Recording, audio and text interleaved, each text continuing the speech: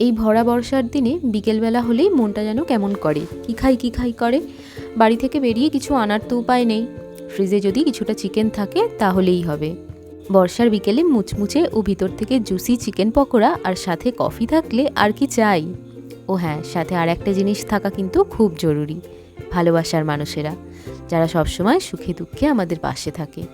আমি 600 gram chicken নিয়েছি, with বোন ও বোনলেস সব রকমই নিয়েছি, কারণ কর্তামশাইয়ের আবার উইথ বোন চিকেন পকোড়া খেতে ভালো লাগে।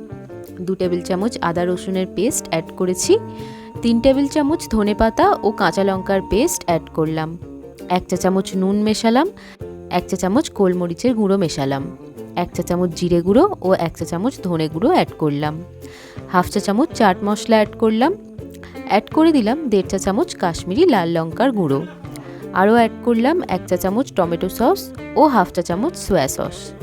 শেষে অ্যাড করে দিলাম 1 টেবিল চামচ পাতিলেবুর রস। সব মশলাগুলো খুব ভালো করে চামচ দিয়ে চিকেনের গায়ে মাখিয়ে নিলাম। এভাবে আমি 20 মিনিট রেস্টে রেখে দিয়েছিলাম ম্যারিনেট করার জন্য। 20 মিনিট পর ঢাকনা খুলে একটা ডিম অ্যাড করে দিলাম, সাথে অ্যাড করলাম 2 টেবিল চামচ কর্নফ্লাওয়ার ও 1 টেবিল চামচ বেসন। এগুলো চিকেনের সাথে খুব ভালো করে মাখিয়ে নিচ্ছি।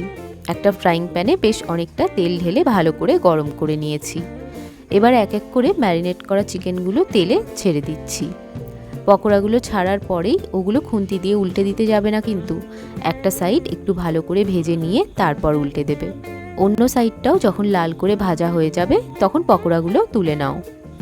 পকোড়াগুলো 80% মতো ভাজা যখন হবে তখন তুলে নেবে। আর একবার ওই পকোড়াগুলো তেলে ছেড়ে ভেজে নিতে পারো, তাহলে কিন্তু বেশ ভালো ক্রিস্পি হয়। তোমাদের যদি আমার চ্যানেলে এরকম সুন্দর সুন্দর মজাদার ভিডিওগুলো দেখতে ভালো লাগে তাহলে ভিডিওর নিচে একটা লাইক করে দিও আর চ্যানেলটা সাবস্ক্রাইব করে আমার পাশে থেকে যেও।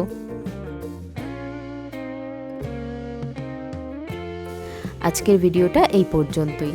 পরের দিন আরও একটা ভিডিওর সাথে আমি চলে আসবো। ততক্ষণের জন্য টাটা।